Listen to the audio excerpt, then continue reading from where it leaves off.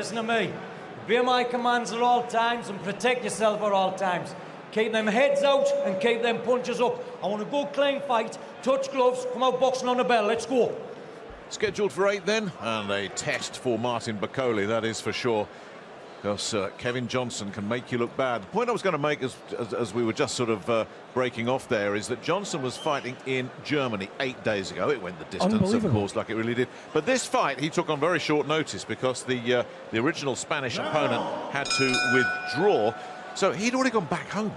Now he's had to fly back out again. It's not like he stayed over in Europe. So you wonder at 40 years old if the jet lag is going to catch up with him somewhere down the road. And if it does, maybe Bakole can catch him.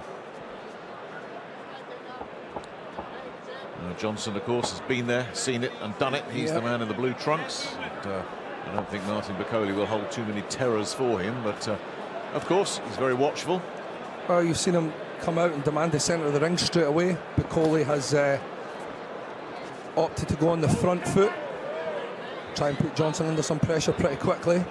Probably knows that he's been flying around all over the world and he might not be in the best condition physically. Well, that jet lag does take a bit of getting over, even if you just fly into the East Coast. I hear he's based out of Asbury Park these days, which is Springsteen country. I always thought he was a Georgia guy, but he's obviously moved, he's obviously flown north. Maybe he's a Springsteen fan, who knows? But either way, even though it's just... Who's not a Springsteen fan? Well, that's a very good question. That's a very fair question. Nice jab there from Bakole. But that amount of transatlantic travel over a very short space of time is gonna affect anybody, and certainly when you're an elite athlete, potentially that could be a big issue for Johnson. He doesn't look to be showing an awful lot of ambition at the moment, but he's doing a very nice job of covering up, messing, sending out a few jabs here and there just to keep Bakole honest. And Bakole's looking to try and chop him down here with limited success. Nice little left hook popped in there. Yeah, looking to get that right hand over the top. Bakole seems to have found a little gap there around the side of Johnson's head. Seems to be dipping at the waist and managing to find that little gap, although we know that he knows how to survive better than most. And every now and then he just unleashes with the odd combination and can look surprisingly dangerous. Right now he doesn't look very dangerous, not at all. We've seen him spring into action before, Nick. Kevin Johnson, I think, is one of those guys who say if he finds a weakness, if he sees it's there, he'll jump on that. He sure will. Again, just that experience that he has. I'm sure I've read at least one story on Kevin Johnson, one interview where he just said, I'm done with boxing, I'm finished. But for the heavyweights, there's such big paydays there all the time. All the time, and he is such a workhorse, such a gatekeeper, such a good pro. But it must be tough to sort of just say, no, I don't need that money. Yeah, it must, especially in that weight class. So he's rolling away from those he normally right hands, isn't he, Johnson? He sees them coming and he's making Bakole miss, that's for sure. Can't be hitting around the back of the head like that. Stop offering him the back of the head. Stop giving the butt. Stop turning into the punch. No, it's not entirely his fault. It's certainly not. Ron Kearney there, the referee laying down the law, but I would have said Kevin Johnson's entitled to do exactly what he wants defensively. I think so. Stop giving him the back of the head. He should be punching the back of the head, should he? Well, that's a strange one. Yeah. Anyway, Johnson didn't show us a lot offensively in that first round. Not exactly surprised. He looks like he's a bit jet lagged to me. He does. He looks very tired. He's not sharp at all. No, he really isn't. Managed to flick out a couple of jabs, but that was about it. But again, not to be too critical towards Bakole, but he didn't exactly find many gaps, Nick, did he? No. And he didn't in particular throw any really heavy shots, or he didn't try and set up any big shots either. He was pretty deliberate and he was pretty straight to the point. He came out, claimed the centre of the ring, backed Johnson up and literally picked away. But if you're Martin Bakole and you look at a guy's record, and fighters do this, we know that as we get ready for round 2 of 8, your opponent has gone the distance with Vitaly Klitschko in his prime, gone the distance with Tyson Fury, gone the distance with Derek Chisora, Kubrat Pulev, Andy Ruiz, for goodness sake, Filip Hrgovic. Unbelievable. So he's got to be thinking, Bakole, well, these guys are elite world level and I'm not, and they couldn't stop him. Exactly. He knows he's got to be patient. only two have stopped him. Anthony Joshua, of course, back in 2015, and almost got him out inside a round there. He was saved by the bell, but it was just a stay of execution. And last year in Germany, Peter Milas, of whom I know very little, I have to be honest, but he obviously caught Kevin on a very bad night for Kevin. Bakole is just picking him off still here, without showing any great menace himself of loading up. I mean, these very much petty pat shots, I was going to say, Kevin Johnson will eat this all night. Yeah, he sure will. And he won't take them all. He will look to come back with something eventually.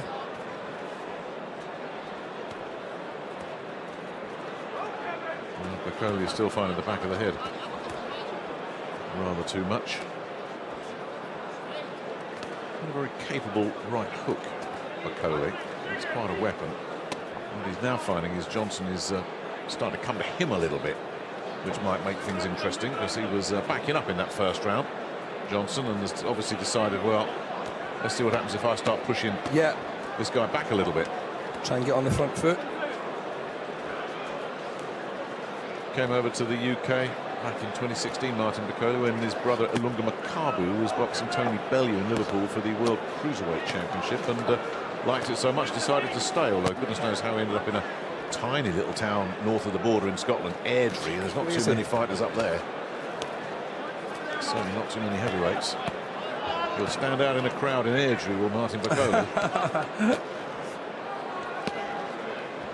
Johnson looks like he's exhausted himself here with that little flurry earlier, and has decided just to back up a little bit again. Yeah, have a little rest on the ropes. Can looks like he has something in his ear, Nick. Yeah, it does, doesn't it? Yeah, maybe it's stem blood flow. I mean, I don't know, really. An ear plug in there. Yeah.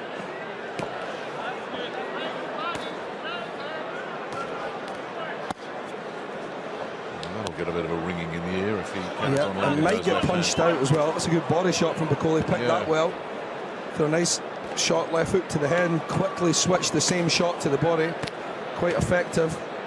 Well, but it is just target practice here. Yeah, for Bakole. very much is. Johnson isn't offering very much at all, and 40 is not ancient for a heavyweight, but it's getting up there, and he is looking, like I say, with all that jet lag as well. You just wonder how sharp Kevin Johnson is tonight.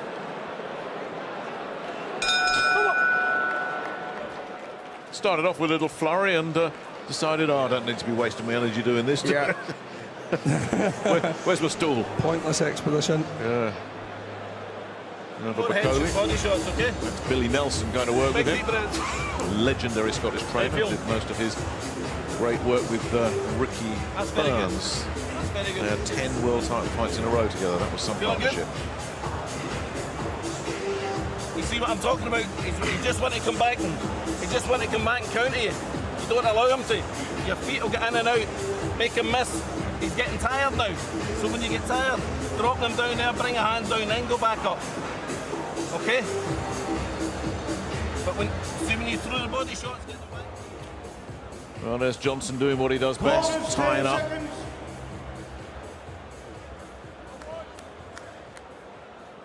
I'm slightly surprised that he's actually allowed himself to take as many shots as he has through 2 rounds, Johnson, because he's usually very good at slipping and blocking and avoiding. It's normally his waist movement and his upper body movement from his waist is normally really quite effective, and he does always manage to seem to just get out the way of the heavy ones.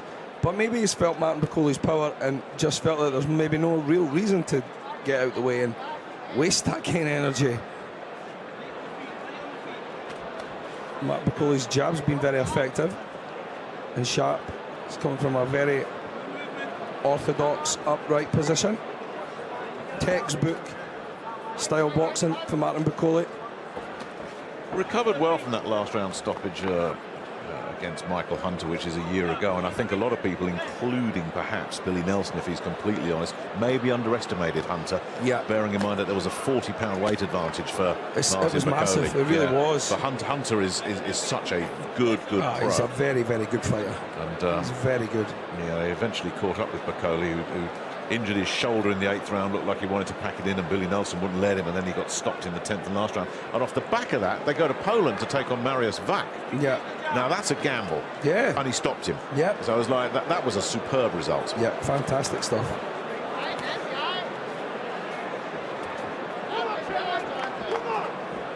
Not much sign of any stoppages coming here. Oh, a little flash there. Well, from that's what Johnson. we spoke about earlier, didn't we, Nick? Every now and then he springs to life, doesn't he? Yes.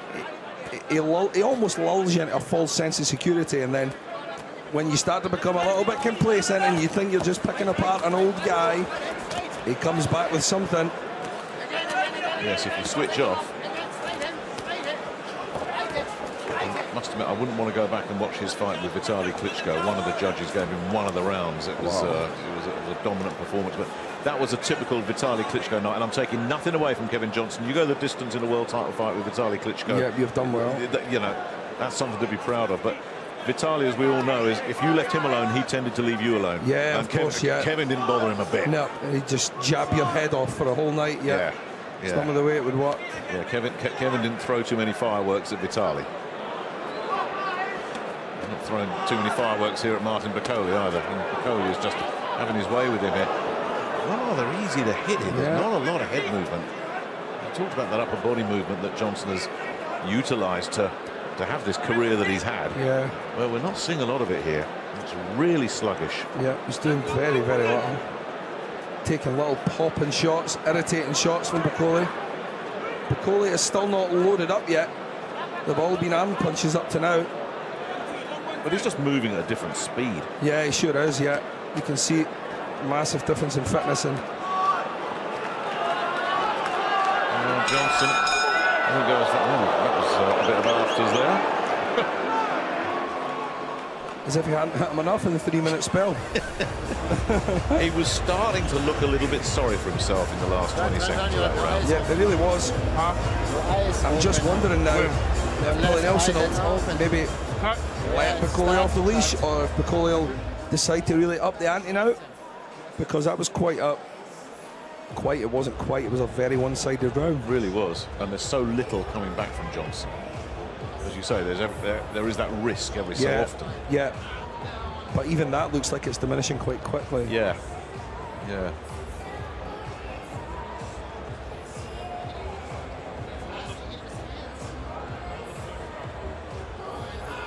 Turn the clock back a decade and a half. 10 seconds. Kevin Johnson in his mid-20s. Dave Allen talking about heavyweights. Very engaging character. Not in action tonight, but always seems to attract a camera, doesn't he? Yeah, always. I saw him losing to David Price and then saying, I'm going to pack it in, and then, oh, guess what? He came back as well. Anyway, Martin Bakole in the green and gold, going into the 4th round here against Kevin Johnson, a man who 15 years ago was beating the likes of Bruce Seldon and Devin Vargas to earn his shot at Vitaly Klitschko. It's nearly 7 years ago since he was outpointed by Tyson Fury, a very young Tyson Fury in those days. But he's always been that high-level gatekeeper, hasn't he? Yeah. You know, you've got a prospect, you throw Kevin Johnson in there to see what they've got. Test them out.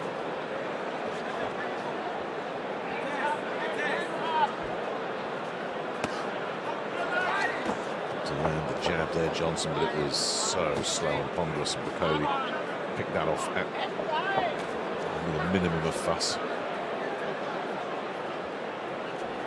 Not really going through the gears, as you said, Bakole. I don't know if he's showing him maybe a little bit too much respect here. Easy, of course, to say that when you're on the safe side of the ropes. Easy. Oh, well, a bit of feet work there from Kevin Johnson. Trying to get the legs moving a little bit.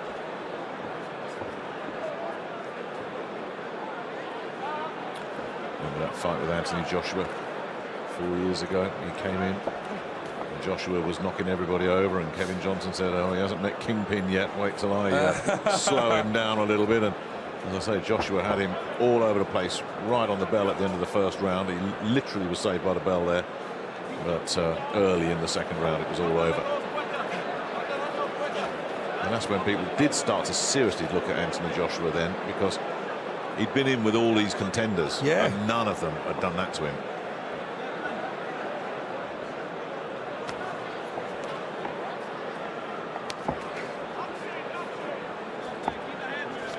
Very proud resident of Asbury Park, doesn't he? Yep. A lot of talent has come out of Asbury Park down the years. Danny DeVito. Bud Abbott Costello. Well, Abbott Costello. Born in Asbury Park. I'm old enough to remember them. And solid right hand coming in from Bakole. Again, not loaded up or not a huge shot. What's surprising me about Bakole now, even as far on as round 4, we're at the halfway point, is the fact that Bakole's not tried to set up any big shots yet, Nick. Yeah. He's not touched a light jab to the body and went for a huge cross to the head or nothing dramatic, nothing spectacular. He's just popping away. Yeah. And I'm just wondering if he's going to be quite happy popping away for the full 8 rounds. Well, you can count, as you say, the power punches thrown, never mind landed, are probably on the fingers of one hand. He's, as you say, it's just taking the easy stuff, taking what's there. And at the moment, looks like he's settled very early here for a wide points decision. Yeah, exactly.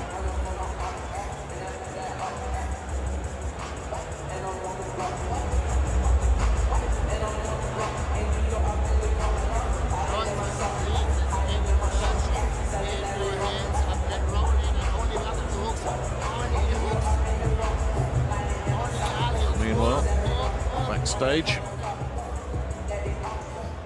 Coming up on deck, Lawrence Asuke and Ricky Summers in an eliminator for the British light heavyweight title, a title that is now vacant.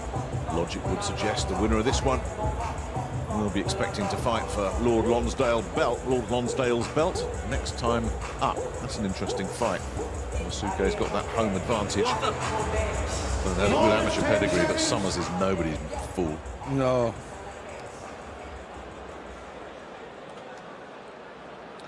Seconds out, round 5. We're going to struggle to build a highlight reel out of this one so far, aren't we, I think Alex? it's looking like it, yeah. Very repetitive. I'm really intrigued to see if Martin Bakole is going to open up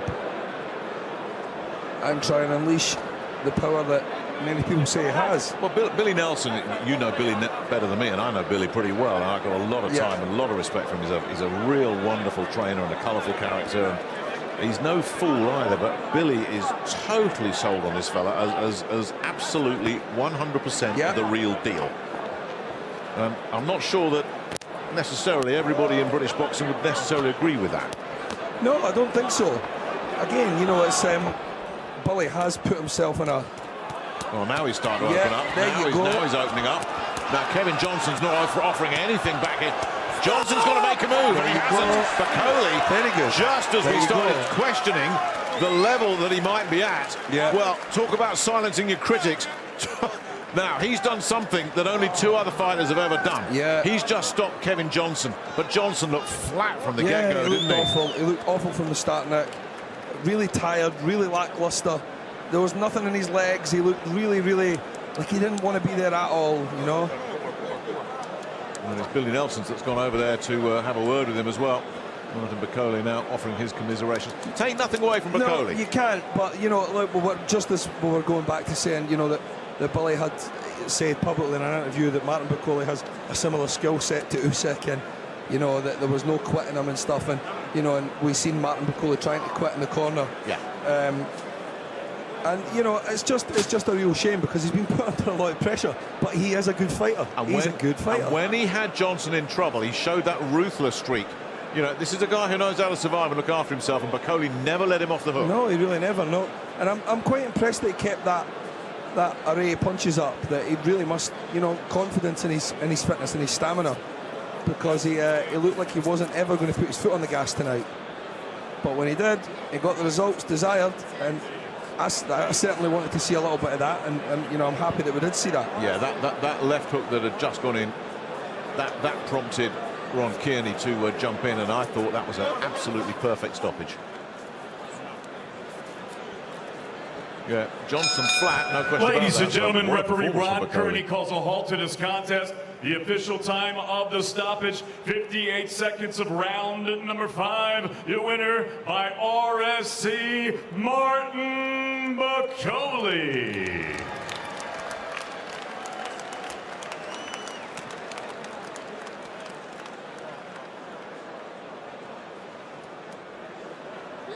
Well, Martin Bakole becomes only the third person after Anthony Joshua and Peter Milas to stop Kevin Johnson. Johnson, who was